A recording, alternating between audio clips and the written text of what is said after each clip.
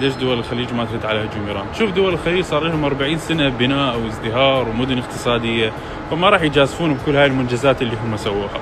إيران ما عندها شيء تخسره، إيران أساساً هسه هي بمعركة وجود وعدم وجود، فطبيعي جداً مثل السفينة الغرقانة إذا منتبهين إلها قاعدة تهومش، ما ظلت دولة بالمنطقة ما ضربتها.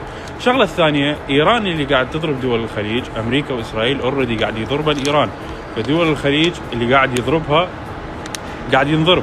الشغلة الثانية، أغلب مجتمعاتنا الإسلامية مجتمعات عاطفية، فدول الخليج ما تريد توقع بهذا الفخ الأخلاقي إنه يقولون دول الخليج الإسلامية مع اليهود قاعدين يضربون دولة إسلامية أخرى.